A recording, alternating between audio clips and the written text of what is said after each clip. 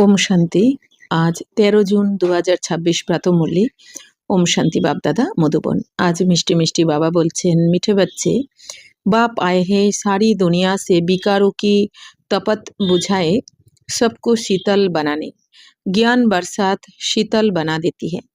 বাবা বলছেন, মিষ্টি বাচ্চারা, বাবা এখন এসে গেছেন তোমাদের আত্মার পিতা পরম পিতা পরমাত্মা, যাকে তোমরা 2500 বছর ধরে জন্ম জন্ম যাকে তোমরা ডেকেছো তোমাদের অতীত থেকে পবিত্র করার জন্য, তোমাদের শান্তি দেওয়ার জন্য। তো সেই বাবা তোমাদের এখন এসেছেন তোমাদের কাছে, তোমাদের এই বিকারের উত্তাপ থেকে, বেকারের উত্তাপকে বুঝিয়ে, বিকারের তাপকে সমাপ্ত করে বাবা তোমাদের এখন শীতল বানাতে এসেছেন। অর্থাৎ কি, বাবা বলছেন এই বিকার, 5 বিকারই তোমাদের এত উত্তপ্ত করে রেখেছে, যার জন্য তোমরা এত দুঃখী, এত অশান্ত, এত ভয়ভীত। তাই তো বাবা বলছেন তোমাদের এখন শীতল বানাতে এসেছেন বাবা।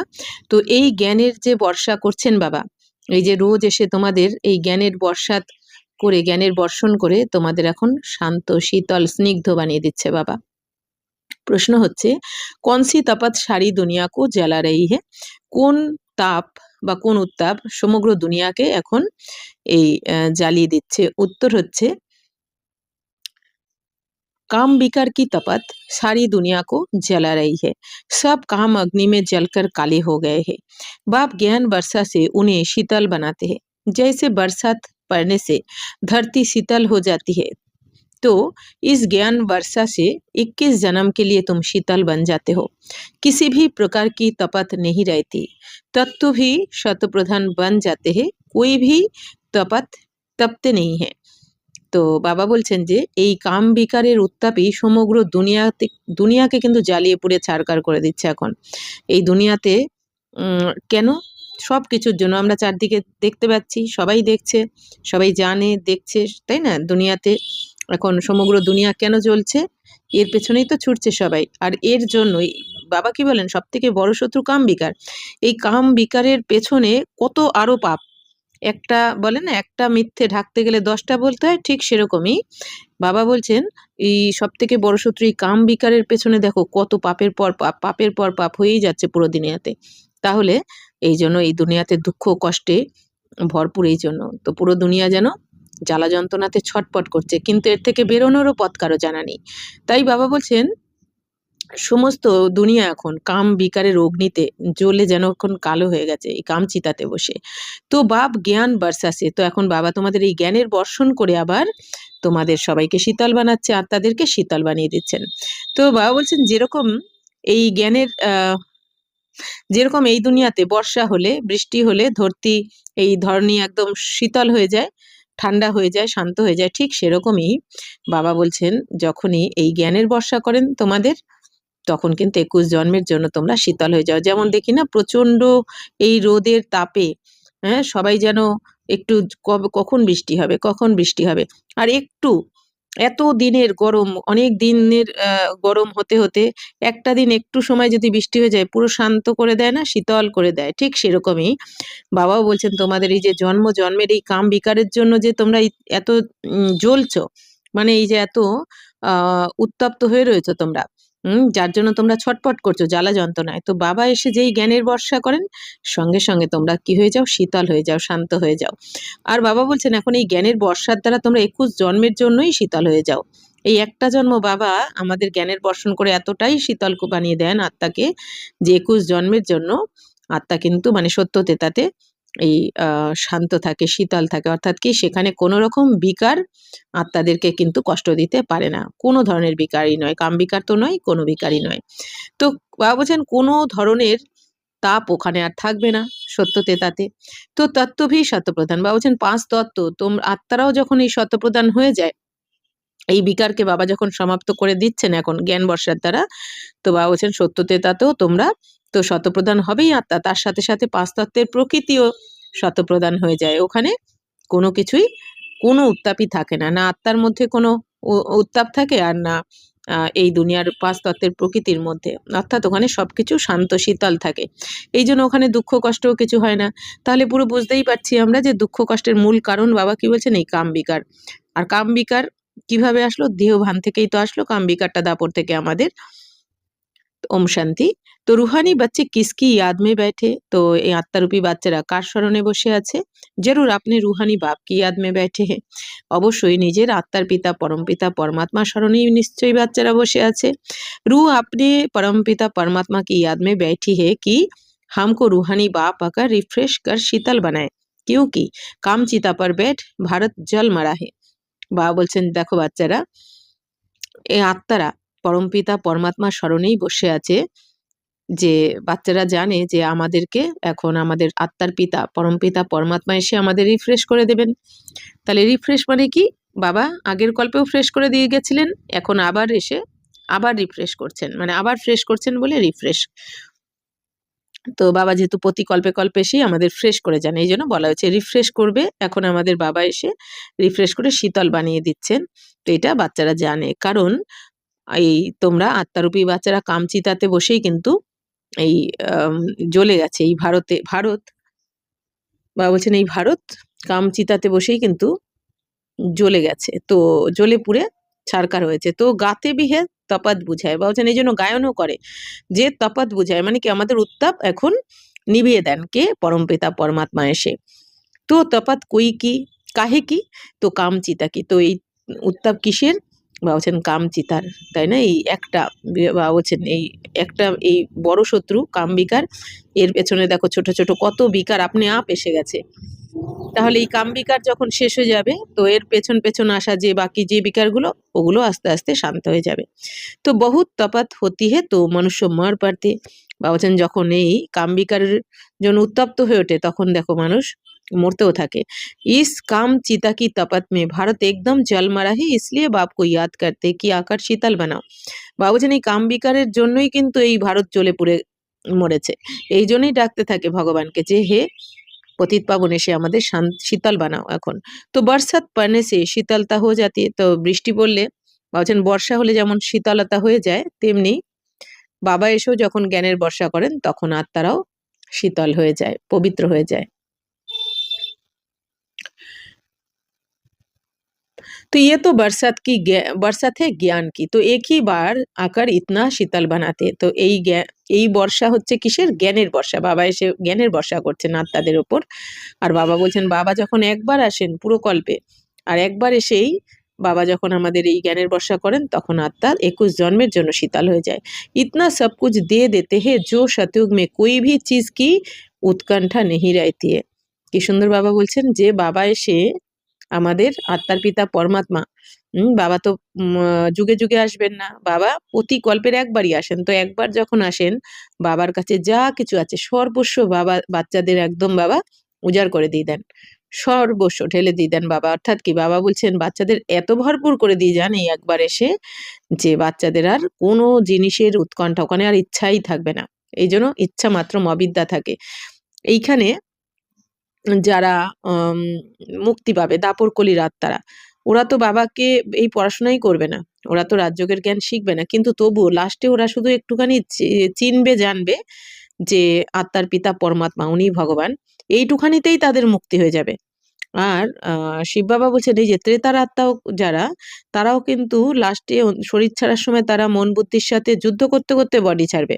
মানে তারা বাবাকে স্মরণ করতে পারবে না, তারা চাইবে কিন্তু পারবে না, তারা বিকারের সাথে লড়াই করতে করতে শরীর ছাড়বে, তবেই তো তারা ত্রেতাতে যাবে। কিন্তু তবুও ত্রেতার সুখ ভোগ তো করবে, বাবা স্মরণে থেকে বডি ছাড়তে পারবে না, তবুও ত্রেতার অত সুখ ভোগ করবে। তাহলে যারা বাবার শ্রীমতে চলবে, এখন একটু যারা বাবার সম্পূর্ণ শ্রীমত ফলো করার চেষ্টা করবে বা করবে, তাহলে তারা কত ভালো থাকবে সত্যযুগে। এই জন্যই তো বাবা বলেন যে বাচ্চারা বুঝতেও পারছে না যে কি পেতে চলেছে, বাচ্চাদের কল্পনার বাইরে, যে ওখানে কি কি আমরা পেতে চলেছি। তাই বাবা বলছেন যে বাবা এসে এখন এত ভরপুর করে দিচ্ছেন যে ওখানে আর কিচ্ছু পাওয়ার উৎকণ্ঠাই থাকে না, ইচ্ছাই থাকে না বাচ্চাদের।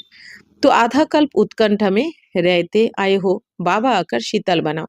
তো আধা কল্প তোমরা এই উৎকণ্ঠাতে ছিলে, দাপরকলিতে, যে বাবা এসে আমাদের শীতল বানাও। আর এখন বাবা এসে এত শীতল বানিয়ে দিচ্ছেন আমাদের, যে আর এই দুনিয়ার যেগুলো আমরা এই দুনিয়ার পেছনে যে ছুটছিলাম, একটু সবাই সুখ দেবে, শান্তি দেবে, আমাকে ভালোবাসবে, আমাকে একটু কেয়ার করবে, সময় দেবে আমাকে, তো বাবা এত এত ভরপুর করে দিলেন। যেরকম এক কাপ এক গ্লাস জল বা এক কাপ চা যদি ভরপুর থাকে ওইটা, এক গ্লাস জলে যদি ভরপুর হয়ে যায় জল, তখন যদি এই আরো জল ঢালা হয়, কি হবে? উপচে পড়ে যাবে। তার মানে ওর মধ্যে আর ধরবে না, যদি অলরেডি ওটা ভর্তি থাকে। ঠিক সেরকমই বাবা এসে আমাদের এখন এত ভরপুর করছেন, এত ভরপুর করছেন এই জন্মে, যে এখন আর এই দুনিয়ার আর কারো ভালোবাসা বা আর কোনো কিছু আমাদের আর ভরতে পারছে না। মানে কি, আমাদের আর কোনো আশা আকাঙ্ক্ষাই নেই এই দুনিয়ার থেকে। কেন? এক অটোমেটিক বাবা আমাদের এত ভরপুর করে দিচ্ছেন আমরা যখন বাবার শ্রীমতে চলছি। তাই বাবা বলছেন যে বাবা এত ভরপুর করে দিচ্ছেন যে ওখানে তোমাদের আর কোনো উৎকণ্ঠাই থাকে না। তো বাবা বলছেন, আধা কল্প 2500 বছর তো তোমরা ডেকেছো যে বাবা এসে শীতল বানাও, আমাদের শান্তি দাও। তো পতিত পাবন বাপ আকার শীতল হামকো শীতল বানায়, ইস জ্ঞান বর্ষা সে ভারত অথবা সারি দুনিয়া শীতল হয়ে যাতি। বাবা বলছেন এই জ্ঞান বর্ষার দ্বারাই কিন্তু সমগ্র দুনিয়া বা আমাদের ভারতও শান্ত হয়ে যায়, শীতল হয়ে যায়। অর্থাৎ বিকারের নাম নিশানাও থাকবে না এখন আর এই দুনিয়াতে। আর দুনিয়া কি সুখ শান্তিতে ভরপুর হয়ে যাবে। কারণ সবকিছু আমাদের সুখ শান্তি নির্ভর করছে পবিত্রতার উপর, আর দুঃখ অশান্তিও নির্ভর করছে অপবিত্রতার উপর। তাই বাবা বলছেন এতই পবিত্র বানিয়ে দিচ্ছেন, আমাদের শীতল বানিয়ে দিচ্ছেন, যে ওখানে আর দুঃখ অশান্তি থাকবে না। তো তুম স্বর্গে মালিক বান যাতে हो। বাবা বলছেন তোমরা এখন তো স্বর্গের মালিক হচ্ছ বাবার কাছে রাজযোগের জ্ঞানের দ্বারা। মনুষ্য মারতে হে তো कहते हैं स्वर्गवासी हुआ, वह तो सिर्फ मुख मीठा करते हैं। तुम जानते हो स्वर्ग की अब स्थापना हो रही है, बाबा आया हुआ है, ये জ্ঞান বর্ষা कर रहे हैं। তো বাবা বলছেন এই দুনিয়াতে তোমরা তো এখন স্বর্গের মালিক হচ্ছ, তো এই দুনিয়াতে মানুষ মারা গেলে কি বলে? স্বর্গবাসী হয়েছে বলে তারা আবার মুখ মিষ্টি করাতে থাকে, তাই না? এই দুনিয়াতে কেউ মারা গেলে যে নিয়ম কানুন গুলো করা হয় আর কি, শ্রাদ্ধ শান্তি, তাই বাবা বলছেন মুখ মিষ্টি করাতে থাকে। তো তোমরা এখন জানো যে স্বর্গের এখন তো স্থাপনা হচ্ছে, তাহলে এই দুনিয়াতে কেউ মারা গেলে যে বলে স্বর্গবাসী হয়েছে, তো আসলে কি স্বর্গ রয়েছে? স্বর্গ তো এখনো স্থাপনা হচ্ছে। বাবা বলছেন তাহলে এই এখন তো নরক, তাহলে নরকেই জন্মাবে, স্বর্গবাসী কেউই হয়নি। কিন্তু বাবা বলছেন তোমরা জানো এখন স্বর্গের স্থাপনা হচ্ছে, করছেন বাবা আমাদের জন্য। একদিকে বাবা স্বর্গের স্থাপনা করছেন, আর একদিকে আমাদের স্বর্গে যাওয়ার জন্য যোগ্য তৈরি করছেন। তো বাবা এসে গেছেন, এখন এই জ্ঞানের বর্ষা দিচ্ছেন আমাদের। তো শীতলতা কা আসার 21 জন্ম রেতে। তো বাবা এখন এসে যে আমাদের শীতল বানিয়ে দিচ্ছেন আত্মাদেরকে, তো এর প্রভাব আমাদের থাকবে 21 জন্ম, অর্থাৎ 70 তাতে। তো वहाँ না বরসাত না কিসি ভি চিজ কি ইচ্ছা रहती। বলছেন ওখানে না বর্ষা হবে আর না কোনো কিছুর তোমাদের ইচ্ছা থাকবে। তো ইচ্ছা মাত্র অবিদ্যা বাবা এখন তো করছেনই, আর ওখানে এত ভরপুর থাকবে তোমরা, বাবা বলছেন যে ওখানে কোনো কিছুর ইচ্ছাই থাকবে না, না চাইতেই সবকিছু পেয়ে যাবে। সদৈব বাহার হি বাহার रहती है, वहाँ कोई भी प्रकार का दुख नहीं रहता। বাবা বলছেন ওখানে সবসময়ই তোমাদের ভরপুর থাকে সত্যতে তাতে, তো কোনো ধরনের দুঃখ কিন্তু ওখানে থাকে না। তো সূর্য ভি শতপ্রধান বন जाता है, কভি তপত নেহি দিখাতে। বাবা বলছেন ওখানে সূর্যও শতপ্রধান হয়ে যায়, ওখানে সূর্যের উত্তাপও তোমাদের কষ্ট দেবে না। এখানে যেমন সূর্যের উত্তাপেও কত কষ্ট পাচ্ছে সবাই, কত শরীরও ছেড়ে দেয়, এতটাই উত্তপ্ত হয়ে উঠেছে। তো সবকিছু কাদের জন্য? আমাদের জন্যই। মানে বাবা বলছেন যখনই তোমরা দাপট থেকে এই বিকারী হয়ে গেলে, তো তোমাদের এই পাপের কারণে আত্মাই যে পাপাত্মায় পরিণত হলো আস্তে আস্তে, তো যার কারণে 5 তত্ত্বকেও আমরা তমপ্রধান বানিয়ে দিয়েছি, যার জন্য সবার এত দুঃখ কষ্ট। তাই বাবা বলছেন এখন আবার বাবার শ্রীমতে চলে, যেহেতু তোমরা এখন পবিত্র হয়ে যাচ্ছ, বাবা বলছেন আত্মা যে শীতল হয়ে যাচ্ছে, এই জন্য সত্যতেতাতেও শীতল থাকে, ওখানেও সূর্য এত উত্তাপ থাকবে না সূর্যের, যে গরমে কেউ সহ্য করতে পারবে না। বাবা বলছেন ওখানে শীত গ্রীষ্ম বর্ষা, বাবা বলছেন ওখানে 12 মাস বসন্তকাল। আর বসন্ত মানে এখানকার মতন বসন্ত না, এখানকার তো বসন্তকালও তমপ্রধান হয়ে গেছে, কিন্তু ওখানে সবকিছু শতপ্রধান থাকে। তাই বাবা বলছেন ওখানে কোনো ধরনের দুঃখ থাকে না। সূর্য ভি শতপ্রধান বান जाता है, কভি তপত নেহি দিখাতে। সূর্যেরও উত্তাপ এরকম থাকে না, কষ্ট দেয় এরকম উত্তাপ থাকে না। তুম সারে বিশ্বকে মালিক বান जाते हो, তো তোমরা সমগ্র বিশ্বের মালিক হচ্ছ এখন। আবি তো গুলাম হ্যাঁ না, আর এখন তো গুলাম হয়ে গেছে, ওই জন্য বলে না চাকুরে, মানে কি চাকুরে, মানে কি গোলাম হয়ে গেছে, চাকুরি করে যারা। তো কি ছিল সবাই?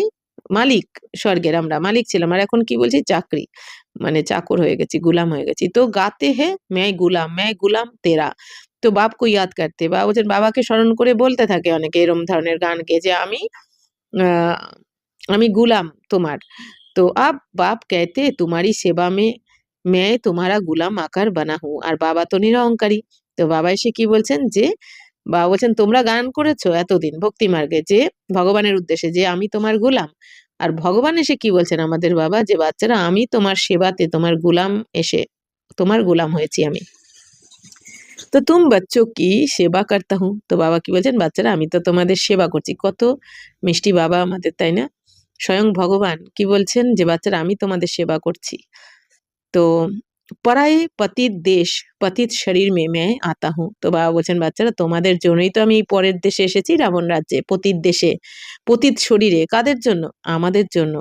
এই জন্য বাবা বলেন না, বাচ্চারা তো বাবার থেকেও বড় জাদুকর, যে বাচ্চাদের ভালোবাসা বাবাকে ওপর থেকে নিচে নিয়ে এসেছে, পরমধাম থেকে এই দুনিয়াতে, দুনিয়াতে পতিত শরীরে নিয়ে এসেছে কারা? না, বাচ্চাদের ভালোবাসা। এই জন্য বাবা বলেন বাচ্চারা বাবার থেকেও বড় জাদুকর। এই অব্যক্ত মুরলিতে বলেন বাবা। তো বাবা বলছেন যে তোমাদের জন্য আমি এসেছি এই দুনিয়ায়। তো ইস পতিত দুনিয়া মে এক ভি পাবন হো নেই সকতা। তাহলে এই পতিত দুনিয়াতে একজনও পবিত্র কিন্তু হতে পারে না। তাহলে আমাদের উচিত না যে আমাদের জন্য বাবা এই পতিত দুনিয়াতে পতিত শরীরে এসেছেন, স্বয়ং ভগবান, তাহলে তার শ্রীমতে তো আমাদের অবশ্যই চলা উচিত, তাই না? তো इस पतित दुनिया में एक भी पावन हो नहीं सकता। सतयुग को पावन, कलयुग को पतित कहा जाता है, क्योंकि सब বিকারী है। সত্য যুগে পবিত্র দুনিয়া, কলিযুগকে পতিত দুনিয়া বলে। কেন? কারণ কলিযুগে সবাই বিকারী, 5 विकार सবার মধ্যে রয়েছে। तो भारतवासी ही इस नॉलेज को समझेंगे। जिन्होंने 84 जन्म लिए हैं वही ये नॉलेज सुनेंगे, व जो सतयुग त्रेता में आने वाले हैं वही आकर ब्राह्मण बनेंगे नंबरवार पुरुषार्थ अनुसार। এখন বাবা বলছেন যারা 84 জন্ম নিয়েছে তারাই এই জ্ঞান শুনবে, আর যারা সত্য তেতাতে আসবে তারাই কিন্তু এসে ব্রাহ্মণ হবে, আর নাম্বার অনুযায়ী হবে, মানে সবাই তো একসাথে এসে যাবে না।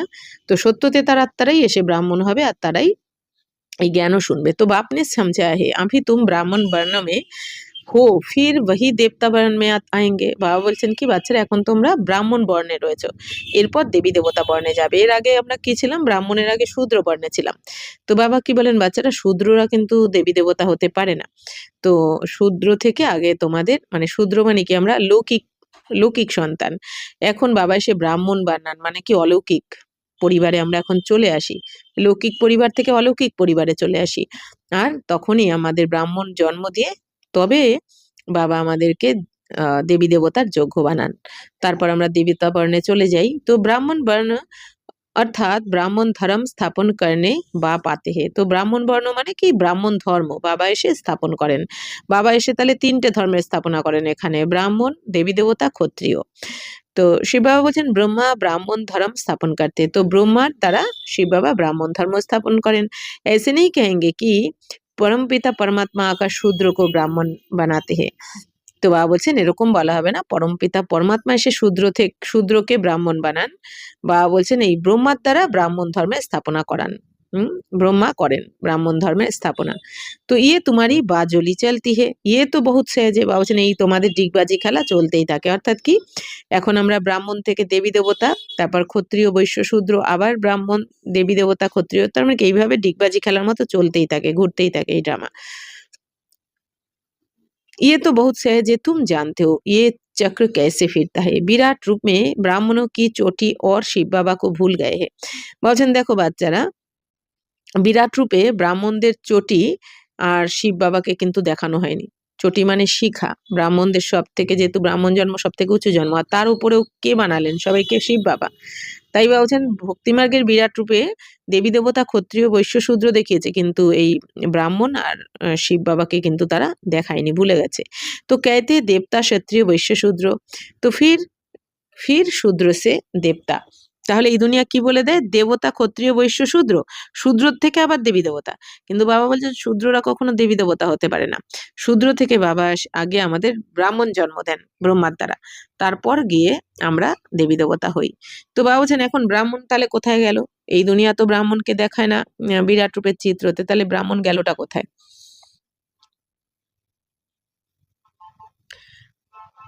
तो ब्राह्मण लोग गाते भी है ब्राह्मण देवताय नमो, तब প্রজাপিতা ব্রহ্মা কি বংশাবলী কাহা গে।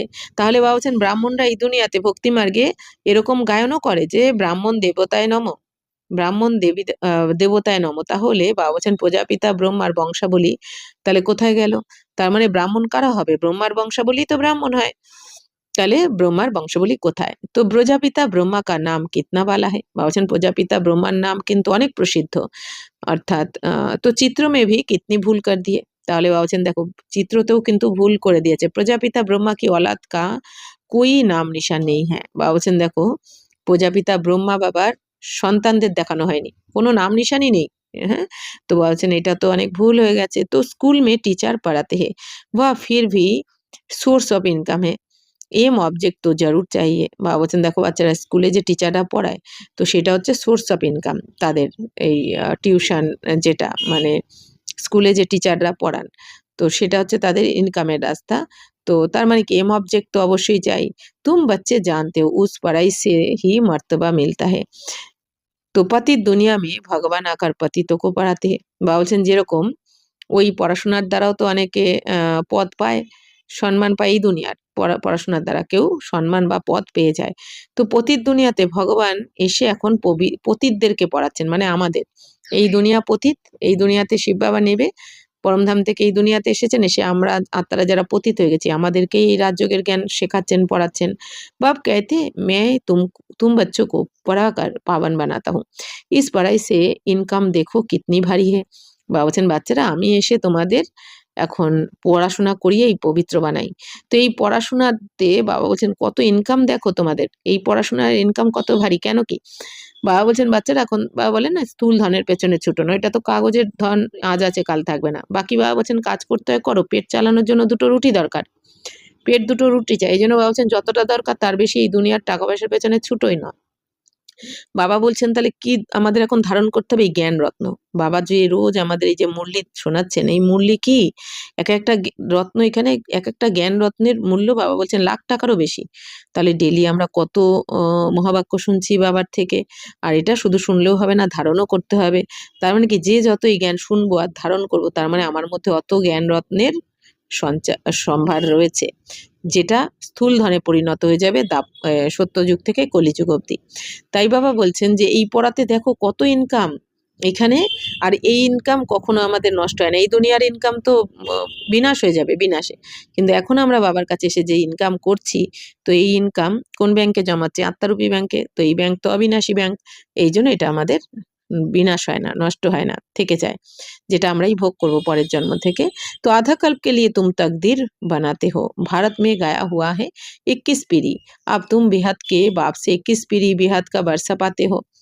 বাবা বলছেন যে আধা কল্প ২,৫০০ বছর ধরে ২,৫০০ বছরের জন্য তোমরা ভাগ্য বানিয়ে নিচ্ছ এখন বাবার কাছ থেকে সত্যতেতার ভাগ্য। এই জন্য গায়নও করা হয় যে ২১ জন্ম, ২১টা জন্ম বা ২১ বংশ। তো আপ তুম বেহাদকে তো বাবা বলছেন এখন তোমরা তো অসীম জগতের বাবার থেকে ২১ জন্মের রাজত্ব পাচ্ছ, বর্ষা পাচ্ছ। লেকিন लौकिक बाप का है अल्पकाल क्षणभंगुर का वर्षा। इस बाप से तुम ऐसा वर्षा पाते हो जो पीढ़ी बाई पीढ़ी तुमको दुःখ नहीं रहेगा। বাবা বলছেন দেখো বাচ্চারা এই লৌকিক দুনিয়াতে লৌকিক বাবার থেকে তোমরা অল্পকালের জন্য উত্তরাধিকার পেয়েছো। অর্থাৎ কি লৌকিক বাবার থেকে আমরা ১ জন্মের জন্য পেয়েছি। আর লৌকিক বাবার যার যেরম সম্পত্তি কারো লাখো কারো কোটি অর্থাৎ তাও আবার ১ জন্মের জন্য। কিন্তু বাবা বলছেন এখন পারলৌকিক বাবা তোমাদের শিব বাবার থেকে তোমরা ২১ জন্মের জন্য অবিনাশী উত্তরাধিকার পাচ্ছ। অর্থাৎ ২১ জন্ম এই এখন একটা জন্ম তোমরা এই রাজযোগের জ্ঞানের দ্বারা যে দেবী দেবতা হচ্ছ তোমাদের আর সত্যতেতাতে গিয়ে আর নতুন করে পুরুষার্থ করতে হবে না। অর্থাৎ প্রতি জন্মেই ওখানে আমরা দেবী দেবতাই হতে থাকবো। যেহেতু তার ফলটা এইখানে আমরা যেহেতু বাবার থেকে এই রাজযোগের জ্ঞানের দ্বারা এখন আমরা এই প্রারব্ধ জমা করছি। তো এই ভোগটা আমরা ২১ জন্ম ধরে ভোগ করব সত্যতেতাতে। তাই বাবা বলছেন ভারত में ही बेहद का सुख था, ये ज्ञान और किसकी बुद्धि में नहीं है। তো বাবা বলছেন ভারতেই অসীম জগতের সুখ ছিল। এই জ্ঞান কিন্তু এই দুনিয়াতে আর কারোর বুদ্ধিতে নেই। ये ज्ञान देने वाला बाप जाने और जिनको देते हैं वह जाने और ना जाने कोई। তাহলে বাবা বলছেন এই জ্ঞান যিনি দিচ্ছেন সেই বাবা জানেন আর যাদেরকে দিচ্ছেন তারা জানে। আর কেউ জানে না এই জ্ঞান। तो ग्रंथ में भी उनकी महिमा गाई हुई है। তো এক ওঙ্কার সতনাম বাবা বলছেন গ্রন্থতেও দেখো ওই গুরু নানক মহিমা করেছেন এক ওঙ্কার সত্যনাম নিরাকার। তার মানে কি এক ওঙ্কার মানে কি শিবকেই বলা হচ্ছে, শিব বাবাকেই বলা হচ্ছে যে উনিই সত্য। এই জন্য বলা হয় উনি সত্যম শিবম সুন্দরম। তো নিরহংকার অর্থাৎ এক ওঙ্কার নিরাকার আর নিরহংকার। তো तो इसका अर्थ भी अभी तुम समझते हो, तो এর অর্থ তোমরা এখন বুঝেছো। तो वह तो सिर्फ गाते हैं निरहंकारी, इतनी बड़ी अथॉरिटी होते हुए भी उनको कोई अहंकार नहीं है। তো বাবা বলছেন যে তারাও গান করে যে ভগবান হচ্ছে নিরহংকারী, অর্থাৎ কি যে এত বড় অথরিটি বাবা, যিনি তিন লোকের মালিক, ত্রিলোকীনাথ, যিনি কালেরও কাল মহাকাল, যার মধ্যে যিনি রচয়িতা স্বর্গের, আর যার মধ্যে এই আদি মধ্য অন্তের জ্ঞান সমাহিত রয়েছে, যিনি বীজ, মনুষ্য সৃষ্টির বীজ রূপ, অথ তাই বাবা বলছেন কি এত বড় অথরিটি, অথচ তার মধ্যে কোনো বিন্দু মাত্র অহংকার নেই। অহংকার থাকলে এই যে বাবা একটু আগে কি বলেন যে বাচ্চারা আমি তোমাদের গুলাম, আমি তোমাদের সেবা করতে এসেছি, তাই না? অহংকার থাকলে এই কথা তো বাবা বলতেন না। তারপর বাবা আমাদের প্রথমেই নমস্কার করেন আগে, আবার মিষ্টি বাচ্চা বলে বাবাই আগে ডাকেন। তো তাই বাবা বলছেন বাবা নিরহংকারী। तो यहाँ थोड़ी भी পজিশন वाले होते हैं तो कितना नशा उनको रहता है। ভাবছেন এইখানে যদি কারো একটুখানি পজিশন থাকে, ভালো পজিশনে কেউ থাকে, কত নেশা কত অহংকার এসে যায়, কিন্তু স্বয়ং ভগবান তার কোনো অহংকার নেই। তো বাবাও তো আমাদের এরমই শেখান বাচ্চারা তোমাদের মধ্যেও যেন কোনো অহংকার না থাকে, বাপ সমান হতে হবে আমাদের। তো वह है अल्पकाल वाले मर्तबे का नशा कि मैं फलाना हूँ, अब तुमको इस रूहानी पढ़ाई का नशा है। বাবা বলছেন এই দুনিয়াতে তাদের তো অল্পকালের নেশা থাকে, অল্পকালের জন্য সম্মান, অল্পকালের এক জন্মের জন্য হয়তো সম্মান, তাও অল্প সময় তারও নেশা থাকে যে আমি এই আমি ওই, তাই না? অহংকার এসে যায়। আর বাবা বলছেন এখন তোমরা এই রুহানি পড়াশোনার দ্বারা তোমাদেরও কত নেশা থাকা উচিত।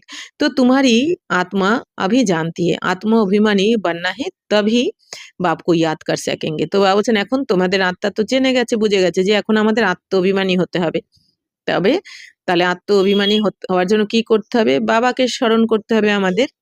যদি আত্ম অভিমানী হই তবেই আমরা বাবাকে স্মরণ করতে পারবো। দেহভানে আসলে কিন্তু বাবাকে স্মরণ করতে পারবো না, সরে যাবে বাবা। অর্থাৎ মন বুদ্ধির থেকে বাবা বলছেন যদি দেহভানে যে আসবে তার কিন্তু বুদ্ধিতে বাবা বসাতেই পারবে না বাবাকে। তো নিজেকে বারবার আত্মা, আমাদের আত্মা রূপে টিকতে হবে। আগে পাক্কা করতে হবে আমি আত্মা, জ্যোতির্বিন্দু স্বরূপ আত্মা। আর আমার সাথে যারা রয়েছে তারাও জ্যোতির্বিন্দু স্বরূপ আত্মা, যে যার পার্ট প্লে করছে। তো এই আত্মিক স্থিতিতে যখন টিকবো তখনই আমরা বাবাকে স্মরণ করতে পারবো। बाप के साथ योग टूटने से माया का गोला लग जाता है, মূর্ছা যাতে বলছেন এই বাবার সাথে যখনই যোগ বিচ্ছিন্ন হয়ে যায় তোমাদের, বাবার সাথে তোমাদের আত্মা মনে করে যেহেতু বাবাকে স্মরণ করো না, অর্থাৎ বাবাকে স্মরণ করছো না, বাবার সাথে সম্বন্ধ রাখছো না, তখনই এই মায়ার গোলা তোমাদের ওপর লাগে। তখন তোমরা বিভ্রান্ত হয়ে পড়ো। বাবা বলছেন তো ইয়াদ করতে রহে তো খুশি কা পারা চড়া রহে। আর বাবা বলছেন যত তোমরা বাবাকে স্মরণ করবে তত খুশির পারদ উঠতে থাকবে। যেমন গতকালের মুরলিতে বাবা বলেছিলেন যে বাচ্চারা বাবা যেটা শোনাচ্ছেন এটা মনন চিন্তন করো, তবে আত্মা শক্তিশালী হবে। তাহলে আত্মা যত শক্তিশালী হবে তখন আত্মা খুশিতে ভরপুরও থাকবে। তখনই এই দুনিয়ার থেকে আমরা আর কিন্তু আশা করব না। এই দুনিয়ার কাছে আশা রাখা মানেই কিন্তু সেখানে দুঃখ কষ্ট, কারণ এই দুনিয়াতে আশা করা মানে কি দেহধারীদের কাছে আশা করছি। এই জন্য বাবা বলছেন এক বাবার স্মরণে থাকো, তবেই আত্মা এত খুশিতে ভরপুর হয়ে যাবে, সুখ শান্তিতে ভরপুর হয়ে যাবে যে তোমাকে এই দুনিয়ার থেকে আশা তো করতেই হবে না, উল্টে আমরা তখন এই দুনিয়াকে দিতে পারবো, ভরপুর করতে পারবো। তো कोई बड़ा इम्तिहान पास करते हैं तो खुशी होती है, तो समझते हैं बस इसके ऊपर कोई और पढ़ाई नहीं है। বলছেন এই দুনিয়াতে দেখো কেউ যদি কোনো বড় পরীক্ষায় পাশ করে যায় কত খুশি হয়। বাবা বলছেন তারা কি মনে করে যে এর থেকে এর উপরে তো আর কোনো পড়াই নেই। কেউ যদি ব্যারিস্টারি বা ডাক্তারি কেউ পাশ করে যায়, তারা কি মনে করে এর উপরে আর কি আছে? তো তুম ভি জানতে হো हमारी इस पढ़ाई से ऊँच और कोई पढ़ाई है नहीं। কিন্তু বাবা বলছেন এই দুনিয়ার যত বড়ই পদ পজিশন থাক না কেন, তার থেকেও বড় পদ পজিশন কোনটা? দেবী দেবতা পদ, সত্যযুগের পদ, দৈবী পদ। বাবা বলছেন তার তোমরা এখন তো বুঝে গেছো যে এই পড়ার উপরে আর কোনো পড়াই হয় না। আর এই পড়া আবার এই দুনিয়ার কোনো সাধারণ মানুষ পড়াতে পারে না, এক ভগবান ছাড়া। আর সেই ভগবানের কাছেই তো আমরা পড়াশোনা করছি, আমাদের বাবার কাছে। इन लक्ष्मी नारायण ने पास्ट में जरूर ऐसी पढ़ाई की है। তাহলে এই যে লক্ষ্মীনারায়ণ এত শ্রেষ্ঠ পদ পেয়েছেন, কি করে পেলেন? তার মানে আগের জন্মে এনারা এই পড়াশোনা করেছেন, তবেই তো এই পদটা পেয়েছেন। কারণ যে কোনো পদ পেতে গেলে তাকে শিক্ষা নিতে হয়, পড়াশোনা করতে হয়। তাই বাবা বলছেন तो राजयोग सीखे है तब মহারাজা মহারানী बने हैं। রাজযোগ তো মশহুর है, তাহলে রাজযোগ শিখেছেন এই লক্ষ্মীনারায়ণের আত্মাও, তবেই তো এনারাই মহারাজা মহারানী হতে পেরেছেন। তো রাজযোগ তো হচ্ছে সব থেকে প্রসিদ্ধ বিখ্যাত রাজযোগ, ভগবান ছাড়া কেউ শেখাতে পারেন না, শাস্ত্রেও রয়েছে। তো পরমপিতা পরমাত্মা আকার রাজযোগ শিখাতে হে স্বর্গ কে লিয়ে, তাহলে পরমপিতা পরমাত্মা এসে আমাদের এখন এই রাজযোগ শেখাচ্ছেন। অর্থাৎ এই রাজযোগ মানে কি, রাজযোগ হচ্ছে আমাদের বাবা শ্রেষ্ঠ বিধির দ্বারা আমাদের এই কর্মেন্দ্রিয়ের রাজা বানাচ্ছেন। এতদিন আমরা কর্মেন্দ্রিয়ের দাস ছিলাম, গোলাম ছিলাম, এই জন্য আমরা অর্থাৎ কি শূদ্র ছিলাম। শূদ্র মানে এই কর্মেন্দ্রিয়ের গোলামি করেছি, দাসত্ব করেছি। এখন বাবা এসে আমাদের কর্মেন্দ্রিয়ের মালিক বানাচ্ছেন, স্বরাজ্য অধিকারী বানাচ্ছেন। তো এটাই হচ্ছে রাজযোগ। তো স্বর্গকে লিয়ে, তাহলে স্বর্গের জন্য বাবা এই রাজযোগ শেখাচ্ছেন। কারণ রাজযোগ যারা শেখে, এই রাজযোগের পড়াশোনার দ্বারাই, যেমন এই দুনিয়াতে বলে না যে যারা ইঞ্জিনিয়ারিং পড়ে তারা বিটেক বা এমটেক, হ্যাঁ এগুলো, বা যারা ডাক্তারি পড়ছে তারা ডাক্তার হয়ে যায়, ব্যারিস্টারি যারা পড়ছে তারা ব্যারিস্টার হয়ে যায়, ঠিক সেরকমই যারা রাজযোগ শেখে তারা স্বর্গের দেবী দেবতা হয়ে যায়। তো कहते भी है पास्ट में ऐसे कर्म किए हैं तब ये बने हैं, তাহলে কি বলা হচ্ছে, এনারা পাস্টে এমন কোনো কর্ম করেছেন তবেই তো স্বর্গের দেবী দেবতা হয়েছেন। तो तुम जानते हो इस जन्म में हम ऐसे कर्म सीखते जो भविष्य किस जन्म के लिए राज्य करेंगे व स्वर्ग में বিরাজমান होंगे। তাহলে তোমরা এখন জেনে গেছো যে এই জন্মে, আমাদের এই অন্তিম জন্মে 84তম জন্মে আমরা এমন কর্ম শিখছি স্বয়ং ভগবানের থেকে। এত শ্রেষ্ঠ কর্মের দ্বারা যে আমরা নিজেকে পরিবর্তন করছি আর দুনিয়াকে পরিবর্তন করছি, যার জন্য ভবিষ্যতের 21 জন্মের জন্য আমরা রাজত্ব করব বা স্বর্গে আমরা চলে যাব, বিরাজমান হব। তো यथा রাজা রানী তথা প্রজা ভি হ্যাঁ না, তো রাজধানী হ্যাঁ না। তো বাবা বলছেন সেটা যেহেতু রাজধানী, তোমাদের স্বর্গ হচ্ছে তোমাদের রাজধানী, তো ওইখানে যেরকম রাজা রানীরাও সুখ শান্তিতে থাকবে, প্রজারাও কিন্তু সুখ শান্তিতেই থাকবে। বাকি পদ উঁচু নিচু হবে সবার কম বেশি, কিন্তু সুখ শান্তি কিন্তু রাজা প্রজা সবার মধ্যে একই থাকবে। তো বা পায়া হে রাজধানী স্থাপন করেন, তাহলে বাবা এখন আমাদের রাজধানী, স্বর্গের রাজধানী স্থাপন করতে এসেছেন। ফির তুম যাকার 21 জন্ম পালনা করেঙ্গে, এরপর তোমরা গিয়ে আবার 21 জন্ম পালনা করবে। এখন বাবা এসে তোমাদের পড়াচ্ছেন, শেখাচ্ছেন, স্থাপনা করছেন। এরপর 21 জন্ম সত্যতেতা গিয়ে তোমরা আবার পালনা করবে সেখানে, অর্থাৎ বিষ্ণু রোল প্লে করব। তো 63 জন্ম তো দুঃখ ভোগা হে, তো वह सब खत्म हो जाएंगे। বাবা বলছেন 63 জন্ম তোমরা দুঃখ ভোগ করেছো, তো সেই সব কিছু আবার এখন সমাপ্ত হয়ে যাবে। এই যে দাপর থেকে আমরা দুঃখ ভোগ করে এসেছি, বাবা বলছেন এই সব কিছু এখন সমাপ্ত হয়ে যাবে তোমাদের বিনাশে। তো भारत को स्वर्ग कहा जाता है अभी तो न रखे, সৃষ্টি কিতনি বদল গई है वह রাজাই কাহা চলি গই। বাবা বলছেন দেখো স্বর্গ ছিল ভারত আগে, এখন তো নরক হয়ে গেছে, তো তোমাদের সেই সৃষ্টি বদলে গেছে, তো গেল কোথায় তোমাদের রাজত্ব।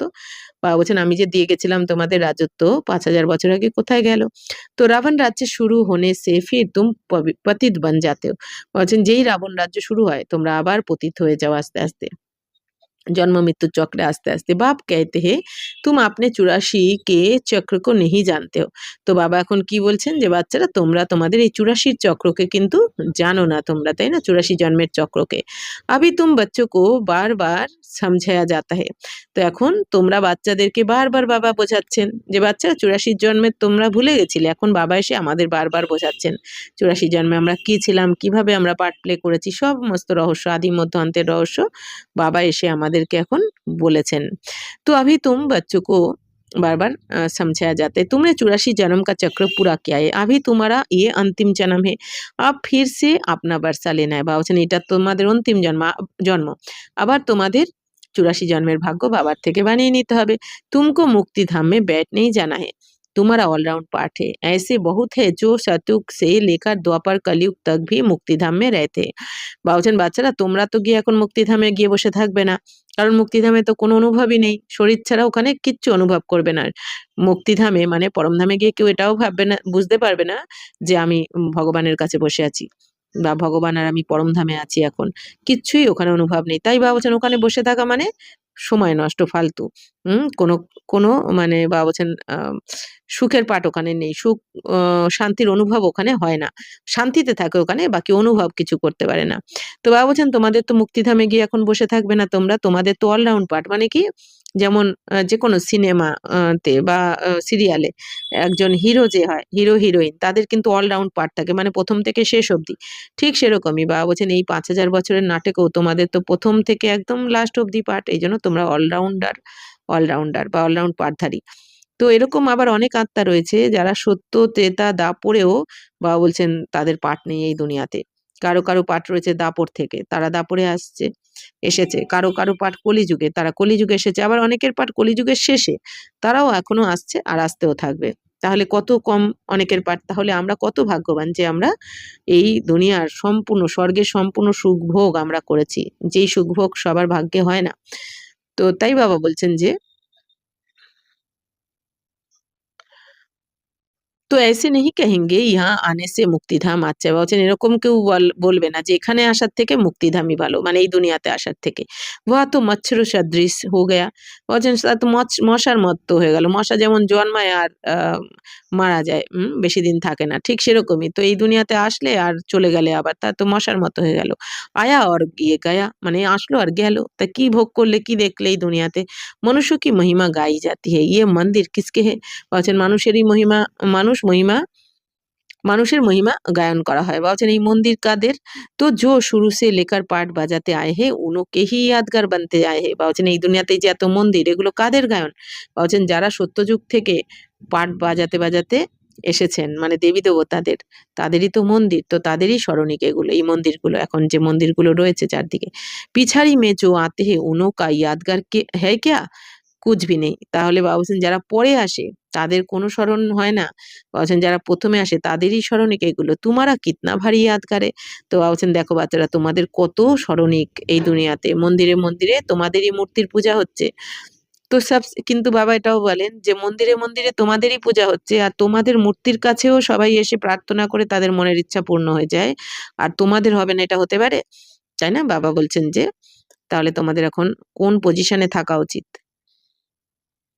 আমাদের মূর্তির সামনেও ভক্তরা প্রার্থনা করে তাদের মনের ইচ্ছা পূর্ণ করে চলে যাচ্ছে, হচ্ছে। তো বাবা বলছেন তাহলে তোমাদের তো সাথে বাবা ডাইরেক্ট রয়েছেন। তো তোমাদের তো হবেই। তোমাদের কিসের চিন্তা? তো শিব বাবা বলছেন কি तो तुम्हारा कितना भारी यादगार है तो सबसे जास्ती तुम पाठ बजाते हो तुम अपनी प्रारब्ध का टाइम पूरा कर जब भक्ति मार्ग में आते हो तब फिर तुम्हारा यादगार तथा शिव बाबा के मंदिर बनने शुरू होते हैं फिर और धर्म आते हैं বাবা বলছেন বাচ্চারা তোমাদের সব থেকে বেশি বার তোমরা প্লে করো এই পুরো গল্পে তোমাদের পার্ট সব থেকে বেশি তা কারণ কি আমরা হিরো হিরোইনের পার্ট প্লে করছি তো তোমরা তোমাদের প্রারব্ধর টাইম পুরো করে মানে আমাদের যে প্রারব্ধ বাবার থেকে নিচ্ছি তো সেই প্রারব্ধের টাইম পুরো করে যখন তোমরা ভক্তি মার্গে আসো তখন তোমাদের স্মারকও তৈরি হয় আর শিব বাবারও মন্দির বানিয়ে এখানে পুজো করা হয় অর্থাৎ বাবা বলছেন শিব বাবারও পুজো হয় তোমাদেরও পুজো হয় ভক্তি মার্গে দাপট থেকে তারপর বাবা বলছেন অন্যান্য ধর্মরাও আবার তারপর আসতে থাকে এই দুনিয়াতে तो उनका धर्म स्थापन होता है तुम अपनी हिस्ट्री ज्योग्राफी भी जानते हो और सब धर्मों वालों की भी जानते हो 84 जन्म की सीढ़ी है पहले हम स्वर्ग में आते हैं फिर उतरते कैसे हैं ये तुम्हारी बुद्धि में है বাবা বলছেন বাচ্চারা তোমরা এই সমগ্র ৫,০০০ বছরের হিস্ট্রি জিওগ্রাফিকে জেনে গেছো অর্থাৎ হিস্ট্রি মানে কি এই সিঁড়ির চিত্রের মাধ্যমে আমরা জেনে গেছি সত্য তেতাতে কারা রাজত্ব করেছেন দাপরে কারা এসেছেন কোন ধর্ম কবে এসেছে সম্পূর্ণ আদি মধ্য অন্তের যে রহস্য যা পাস্ট হয়ে গেছে সবকিছু জ্ঞান আমাদের এসে গেছে এই সিঁড়ির চিত্রের মাধ্যমে বাবা জানিয়েছেন তো এটা হচ্ছে হিস্ট্রি আর জিওগ্রাফি মানে ৩ লোকের জ্ঞান যেটা ৩ লোকের পরমধাম আর পরলোক বা ব্রহ্মলোক সূক্ষ্মলোক আর সাকারি মনুষ্যলোক তো এই যে ৩ লোকের জ্ঞান বাবা দিয়েছেন এটা হচ্ছে কি জিওগ্রাফি তো তাই বাবা বলছেন তো তোমরা এখন সব ধর্মের সবই জানো তোমরা কোন ধর্ম কবে এসেছে কোন ধর্ম কবে কে স্থাপন করেছেন কে কত দিন এখানে পার্ট প্লে করছে কত জন্মের জন্য এসেছে সব রহস্য তোমরা জানো তাই বাবা বলছেন এই ৮৪ জন্মের সিঁড়ির দ্বারা তোমরা সব জেনেছো তো প্রথমে আমরাই স্বর্গে এসেছি সত্যযুগে তারপর আমরা কিভাবে সত্যযুগ থেকে আস্তে আস্তে সত্যপ্রধান থেকে কিভাবে এখন আমরা তমপ্রধান হয়েছি এই সব কিছু বাবা বলছেন তোমাদের বুদ্ধিতে এসে গেছে যেটা আমরা আগে কিছুই জানতাম না ताई बाबा बोलছেন যে हर एक जन्म में भिन्न नाम रूप वाले मित्र संबंधी आदि मिले हैं, ये सब ड्रामा में तुम्हारा पार्ट पहले से ही नोंदा हुआ है। খুব সুন্দর এই রহস্যটা। বাবা কি বলছেন যে বাচ্চারা এই প্রতিটা জন্মে সত্যযুগ থেকে কলিযুগ অবধি শেষ অবধি তোমরা প্রতিটা জন্মে 84 জন্মে এই সঙ্গম অবধি ভিন্ন ভিন্ন জন্মে ভিন্ন নাম রূপ সব পেয়েছো। তোমাদের নাম রূপ অ্যাড্রেস সব আলাদা আলাদা জন্মে আলাদা পেয়েছো। তোমাদের মিত্র সম্বন্ধীয় আলাদা জন্মে আলাদা আলাদা রোল প্লে করেছে তোমাদের সাথে। হতে পারে আগের জন্মে যে আমাদের স্বামী বা স্ত্রী বা সন্তান ছিল, সে আবার এই জন্মে হয়তো ভাই বোনের রোল প্লে করছে, বা আগের জন্মে যারা ভাই বোন ছিল সে হয়তো দেখা গেল অফিসের বস, নানা রকম কোথা থেকে কিভাবে, তাই না, কার সাথে কি ধরনের পাঠ। আর নাম অ্যাড্রেস চেঞ্জ করে পরের জন্মে আবার কিভাবে তার সাথে কার্মিকাকণ যুক্ত হচ্ছে সেটা কিন্তু আমাদের কারো মনে থাকে না, কারণ ড্রামার এটাই রহস্য। কিন্তু বাবা বলছেন এই ড্রামাতে সবকিছু পূর্ব নির্ধারিত, মানে আগে থেকেই নির্ধারণ করাই রয়েছে কোন জন্মে কার সাথে তুমি কিভাবে কি কি পার্ট প্লে করবে, সবকিছু সমস্ত স্ক্রিপ্ট আগে থেকে রেডি করাই রয়েছে আমাদের আত্মার মধ্যে। প্রত্যেক আত্মার মধ্যে 84 জন্মের রেকর্ড করাই রয়েছে। আর এই 1 সেকেন্ডের রেকর্ডও কিন্তু চেঞ্জ হবে না, তাই না? এই জন্য আমাদের চিন্তা করার কিছুই দরকার নেই। তো বাবা কি বলেন, এই জন্য সব চিন্তা আমাকে দিয়ে দাও। এত সুন্দর রহস্য বাবা বলেছেন, এটা নিয়ে আমরা যদি একটু মনন চিন্তন করি তাহলেই কিন্তু আমরা চিন্তামুক্ত হওয়া কিছু কঠিন কিছু নয়। তাই বাবা বলছেন ইয়ে বেহাদ কা ড্রামা হে জো হুবহু রিপিট হতা है। বাবা বলছেন এটা অসীম জগতের নাম ড্রামা, যেটা হুবহু রিপিট হতে থাকে 5000 বছর পর পর। হুবহু রিপিট মানে কি 1 সেকেন্ডের পার্টও কিন্তু এখানে এদিক ওদিক করা যাবে না। বাবা বলছেন তো যেই পার্ট যার পছন্দ হোক বা না হোক, যেটা হওয়ার সেটা হবেই, যেটা হওয়ার নয় সেটা কখনোই হবে না, তাই না? আমাদের এই যে আমরা যেমন প্রত্যেকে কাউকে না কাউকে প্রিয়জনকে আমরা হারিয়েছি, তো যে যেইভাবে হারিয়েছি ওইভাবে প্রতি গল্পেই হারিয়ে থাকি তাদের। এই গল্পেও হারিয়েছি, পরের গল্পেও হারাবো, তাই না?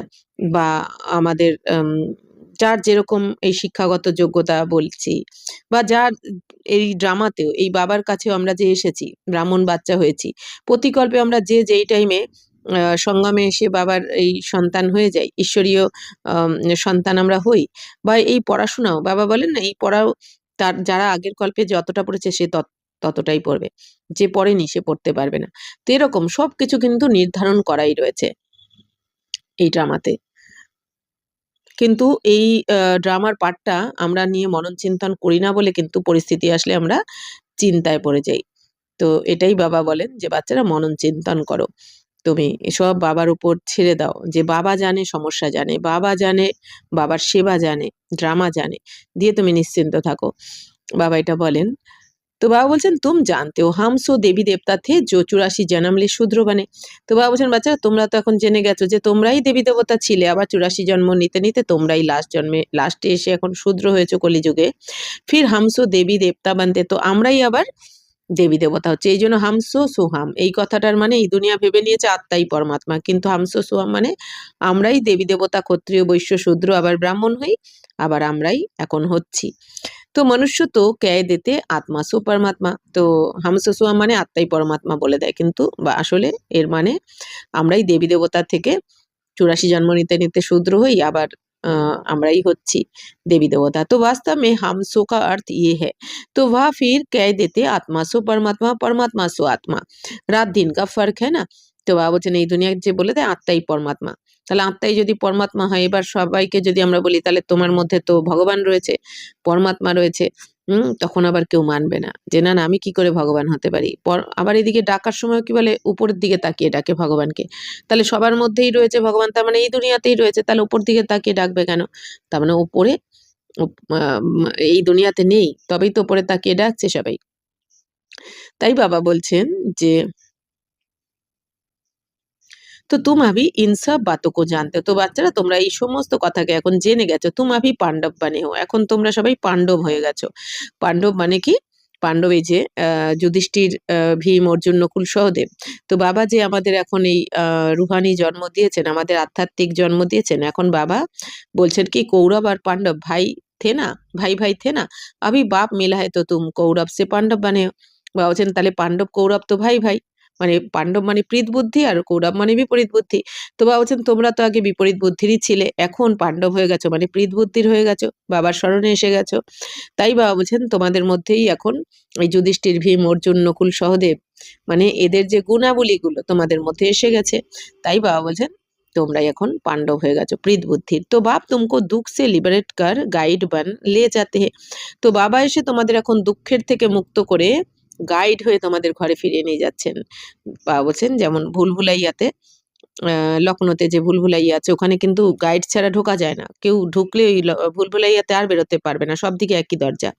ঠিক সেরকমই এই দুনিয়াও একটা ভুলভুলাইয়া, এখানে আমরা যে পরমধাম থেকে সেই জন্ম মৃত্যুর চক্রে ফেসে গেছি, এই ভুলভুলাইয়া থেকে কিন্তু কেউ আর এই বেরোতে পারে না। সবাই চাইছে এই জন্য হে প্রভু মুক্তি দাও, সবাই বেরোতে চায় কিন্তু এখানেই ফেসে যায়, এখান থেকে কেউ বেরোতে পারে না যতক্ষণ না বাবা এসে আমাদের গাইড হয়ে পরমধামের রাস্তা দেখিয়ে না নিয়ে যাবেন বা স্বর্গের রাস্তা দেখিয়ে না নিয়ে যাবেন, ততক্ষণ আমরা এই দুনিয়া থেকে বেরোতে পারি না। তাই বাবা বলছেন গাইড হয়ে আমাদের নিয়ে যাচ্ছেন আর দুঃখ থেকেও মুক্ত করছেন বাবা।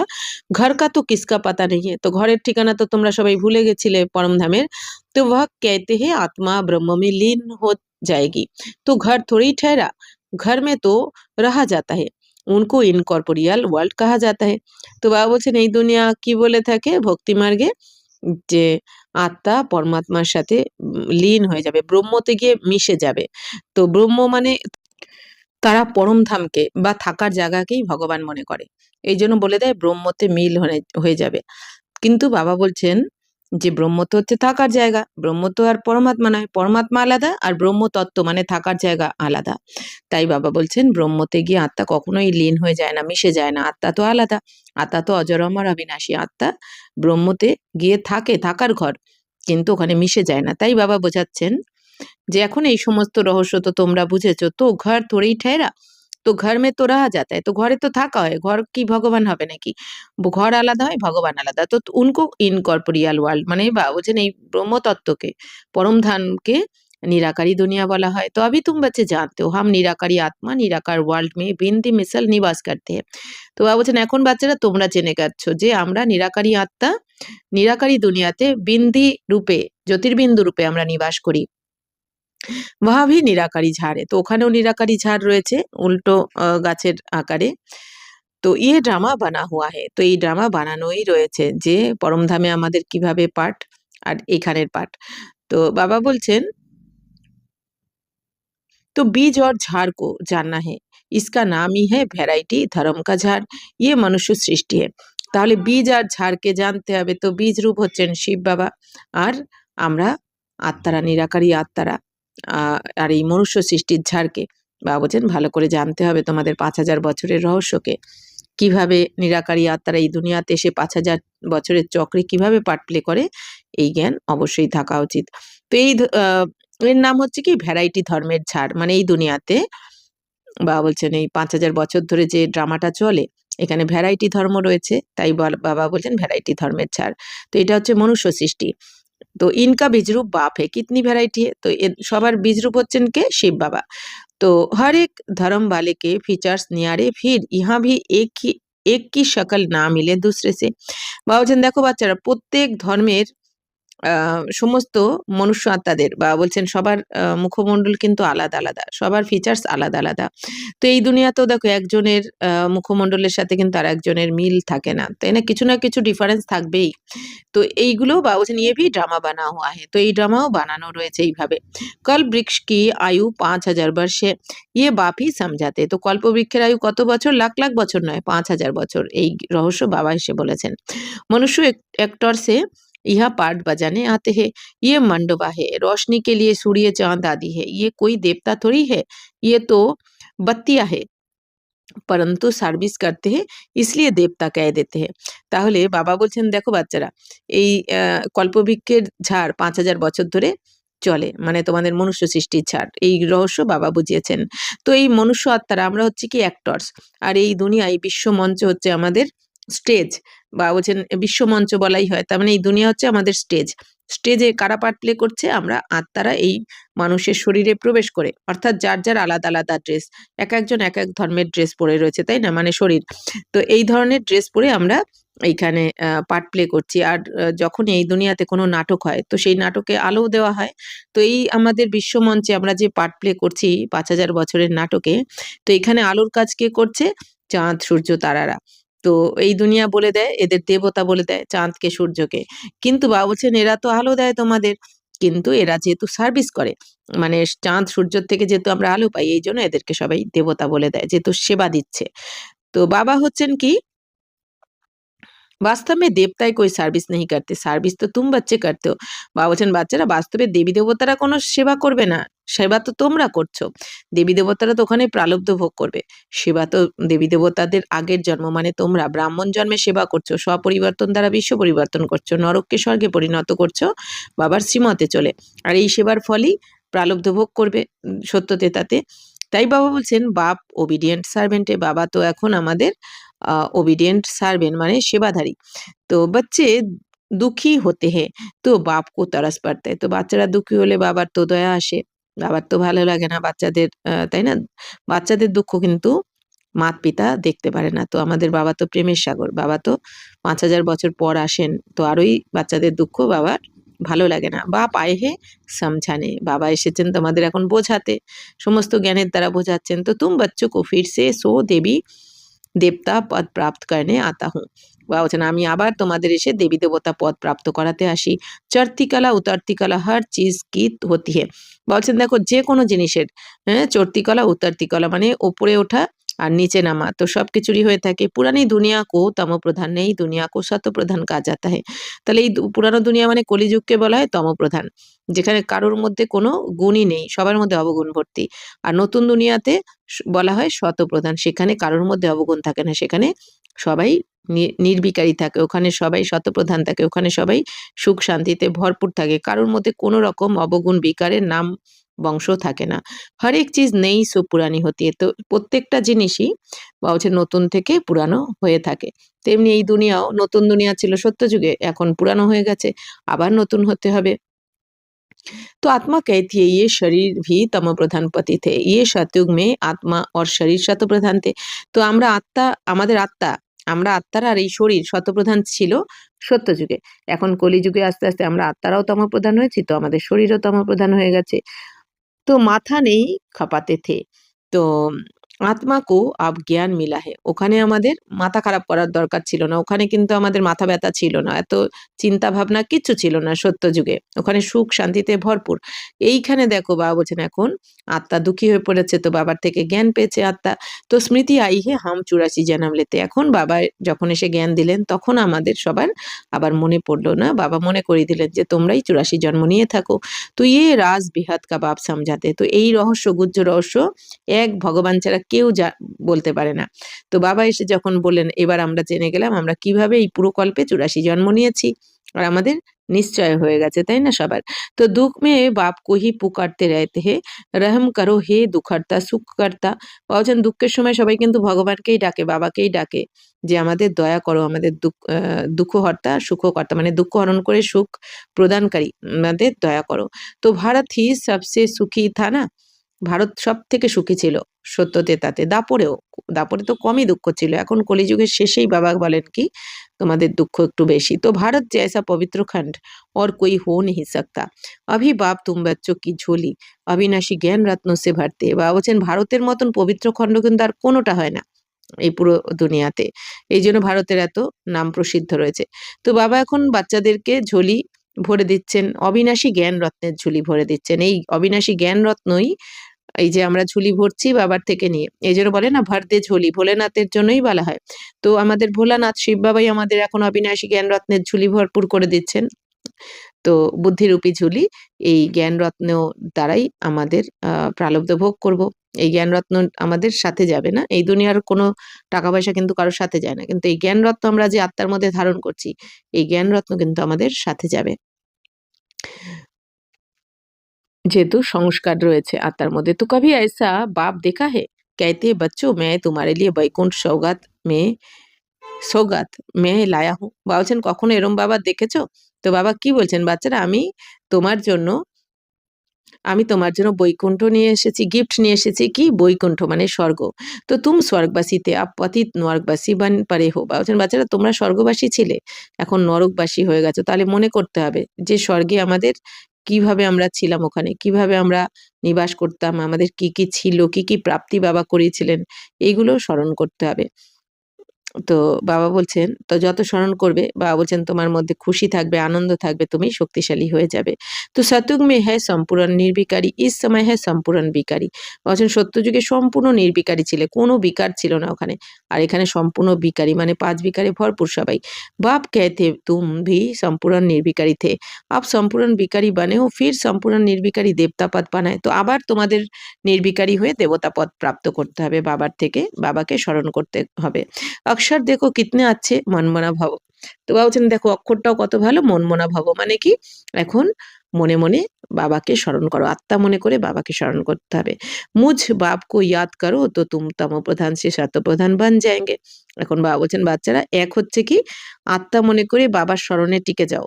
যত আমরা বীজরূপ স্থিতিতে টিকতে পারবো, আমি আর আমার বাবা, দ্বিতীয় আর কোনো সংকল্প চলবে না, তত আত্মার বিকর্ম বিনাশ হবে। আর বাবার স্মরণ মানে কি, বাবার শ্রীমতে চলতে হবে। কর্মযোগী আমরা, তাই না? সবসময় তো আর কেউ যোগে বসে যোগ করবে না। তো কর্ম করতে করতেও আমাদের বাবার সাথে যোগযুক্ত থাকতে হবে, কখনো বসে মনন চিন্তন করতে হবে। তো এইভাবে বাবার স্মরণে যত থাকবো, বাবা বলছেন ততই তোমরা শতপ্রধান হয়ে যাবে। তো বাবা বলছেন কি मैं तो सर्वशक्तिवान हूँ, मुझे याद करो, याद को ही योग अग्नि कहा जाता है, जिससे तुम्हारे पाप दग्ध होंगे, तुम पवित्र बन जाएंगे। তো বাবা বলছেন বাচ্চারা আমি তো সর্বশক্তিমান, তো তোমরা এখন আমাকে স্মরণ করো। বাবা বলছেন এই স্মরণের দ্বারা, এই স্মরণকেই বলা হয় কি যোগ অগ্নি। তো এই যোগ অগ্নিতেই তোমাদের পাপ দগ্ধ হয়ে যাবে, মানে ভস্ম হয়ে যাবে, তোমরা পবিত্র হয়ে যাবে। যেরকম আমরা দেখেছি না যে সূর্যের আলোকে যখন ওই লেন্সের দ্বারা ফোকাসড করা হতো, নিচে একটা কাগজ রেখে মাঝখানে ওই আতশ কাঁচটা রেখে আমরা যখন সূর্যের আলোকে ফোকাস করতাম, নাড়ালেই হবে না, ওই আতশ কাঁচটা নাড়ালে কিন্তু তাহলে ফোকাস করা যাবে না এক জায়গায়, তখন ওই কাগজটা পুড়বে না। কিন্তু সূর্যের আলোকে যদি আমরা আতশ কাঁচের দ্বারা ওই একটা জায়গায় একটা পয়েন্টে যখন ফোকাস করেছি নিচে কাগজটা রেখে, তখন ওই কাগজটা পুড়ে গেছে। তার মানে কি ঠিক সেরকমই আমাদের আত্মার মধ্যে ব্যর্থ সংকল্প চলা মানে কি, মন বুদ্ধি হালচালে এসে গেছে। তো হালচালে আসলে তো হবে না, একাগ্র করতে হবে। একাগ্র মানে কি, এক বাবা দ্বিতীয় কেউ নয়, আমি আর আমার বাবা। তো এইভাবে যত আমরা প্র্যাকটিস করব, অভ্যাস করব, তত এই যোগ অগ্নির দ্বারা আমাদের আত্মার মধ্যে যত পাপের দাগ রয়েছে সেগুলো কিন্তু আস্তে আস্তে ভস্ম হতে থাকবে। আপনি আপ আমরা বুঝতে পারবো আমাদের মধ্যে পবিত্রতার ধারণা এসেছে। অর্থাৎ এই দুনিয়ার যে ব্যর্থ নেগেটিভিটি, পরনিন্দা, পরচর্চা, এটা ওটা সেটা যে এখনো আমাদের ইন্টারেস্ট লাগছে, ভালো লাগছে, সেগুলো অটোমেটিক আর ভালো লাগবে না। তার মানে কি বুঝতে হবে যে এবার আত্মা পবিত্রতার দিকে এগোচ্ছে। अच्छा मीठे मीठे सिकिलते बच्चों प्रति मात पिता बाप दादा का याद प्यार और गुड मॉर्निंग। रूहानी बाप की रूहानी बच्चों को नमस्ते। हम रूहानी बच्चों की रूहानी मात पिता बाप दादा को याद प्यार गुड मॉर्निंग और नमस्ते नमस्ते नमस्ते। थैंक यू बाबा, शुक्रिया। धारणा के लिए मुख्य सार, रूहानी पढ़ाई के नशे में रहना है, बाप समान निरहंकारी बनना है, पोजीशन आदि का अहंकार नहीं रखना है। বা বলছেন বাচ্চারা এই আধ্যাত্মিক পড়াশোনার নেশাতে থাকতে হবে তোমাদের, কারণ এই পড়াশোনার দ্বারাই এখন উঁচু পদ পেতে চলেছ।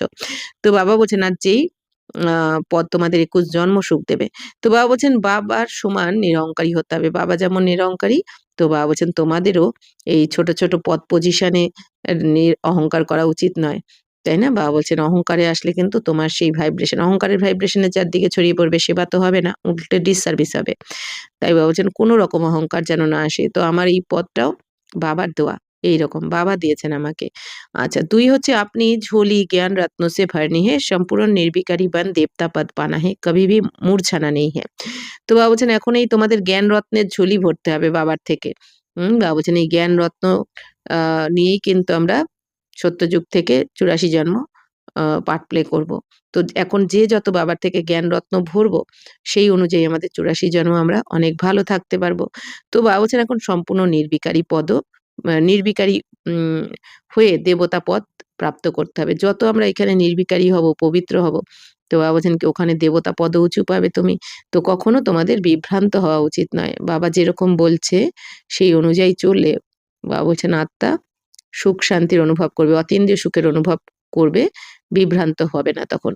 বরদান, स्थूल और सूक्ष्म दोनों रीति से स्वयं को बिजी रखने वाले मायाजीत विजयी भव।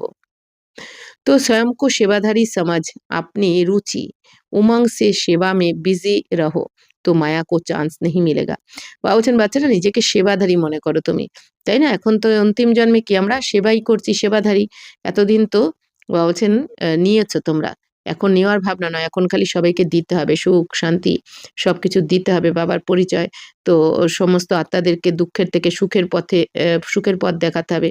তো বাবা বলছেন মনসা বাচা কর্ম না কোনো নিজেকে সবসময় সেবাধারী মনে করে বা বলছেন তোমার এই উৎসাহ উদ্দীপনাতে থাকো, সেবাতে বিজি থাকো, তাহলে মায়া চান্স পাবে না তোমার কাছে আসার, তাই না?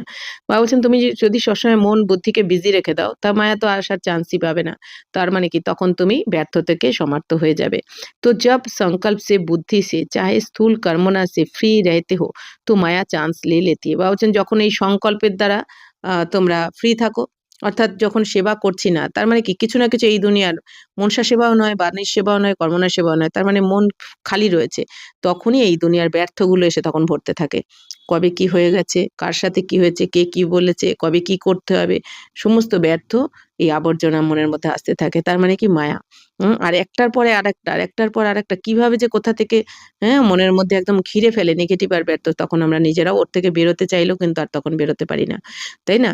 তো শিব বাবা বলছেন কি যে এইজন্য কোনো না কোনো সেবাতে ব্যস্ত থাকো, তাহলে মায়া চান্সই পাবে না।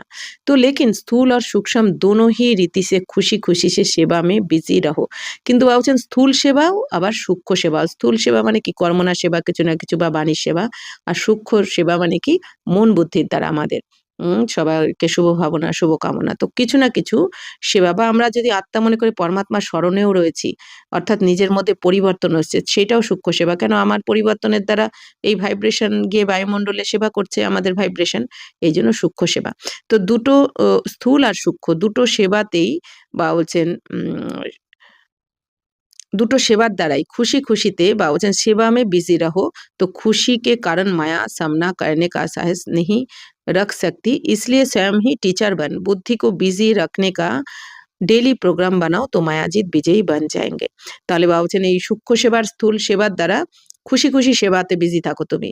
তো এই খুশি থাকার কারণে মায়া কিন্তু সামনা করার সাহস পাবে না তোমাকে, তাই না?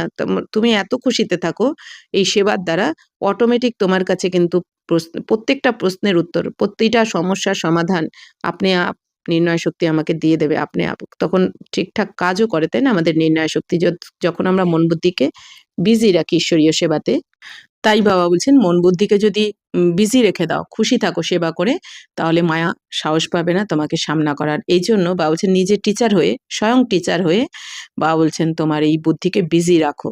উম বাবা বলছেন বিজি রাখার, মন বুদ্ধিকে বিজি রাখার ডেইলি প্রোগ্রাম বানিয়ে দাও। কিভাবে ডেইলি রুটিন বানাও। কিভাবে আমি সারাদিন কখন মনসা সেবা, কখন বাণীর সেবা, কখন কর্মনার সেবা বা কখন আমি বাবার সাথে যুক্ত থাকবো। কিছু না কিছু প্রোগ্রাম বানাও, তাহলেই মায়াজিত আর বিজয়ী হয়ে যাবে। স্লোগান নিশ্চয় और फलक से कहो बाबा मेरे साथ है तो माया समीप आ नहीं सकती। তো বাবার এটাও একটা বরদান স্বরূপই। বাবা বলছেন বাচ্চারা নিশ্চয় রাখো বাবার প্রতি আর নেশার সাথে বলো যে বাবা আমার সাথে রয়েছে। মানে অনেক নেশার সাথে। এবার নেশাটা কখন জাগবে? যখন আমরা বাবার সাথে সম্বন্ধ বানাবো। বাবার সাথে যদি আমরা প্রকৃত সম্বন্ধ না বানাই তাহলে কিন্তু এই নেশা জাগবে না। তাই বাবা বলছেন তাহলে বাবার সাথে সম্বন্ধ বানাতে হবে, তবেই নিশ্চয় থাকবে, নেশাও থাকবে। তখন আমরা যদি বলি যে বাবা আমার সাথে রয়েছে, তাহলে মায়া তোমার সামনে আসতে পারবে না। तो अव्यक्ति शरीर सदा हर्षित रहने के लिए अपनी नेचर को सरल बनाओ, सहनशील बनो। बाप दादा सभी बच्चों के चलन और चेहरे में, बोल व कर्म में सरलता और मधुरता देखने चाहते। তো বাপ দাদা সমস্ত বাচ্চাদের চাল চলন চেহারাতে, আমাদের মুখমণ্ডলে, আমাদের বাণীতে, আমাদের কর্মতে কি দেখতে চান? সরলতার মধুরতা দেখতে চান, তাই না? তো বাবা বলছেন সরলতা মানে কি? অনেক সময় আমাদের বাড়িতে কেউ আসলো, সেটা ব্রাহ্মণ বাচ্চা হোক, অজ্ঞানী হোক, আমরা মুখে বলছি হ্যাঁ থাকুন বা বসুন, কিন্তু মন বলছে না থাকলেই ভালো হয়, না বসলেই ভালো হয়। তো দুরকম হয়ে গেল না মাইন্ডটা? তো সেই ভাইব্রেশনও কিন্তু তার কাছে গিয়ে পৌঁছায়। তো এই ধরনের করে থাকি আমরা। তারপরে তো তাই বাবা বলছেন এটাকে তো সরল স্বভাব বলা হবে না। তো বাবা বলছেন মন বুদ্ধির দ্বারা ভালোবেসে সবাইকে, বাবা বলছেন তোমার মধ্যে যেন মিথ্যা না থাকে। যার মধ্যে মিথ্যা থাকে তাকে সরলতা তা বলাই যাবে না। আর বাবা বলছেন কি মধুর হতে হবে তোমার প্রতিটা বাণী, कम बोलो किंतु मधुर बोलो।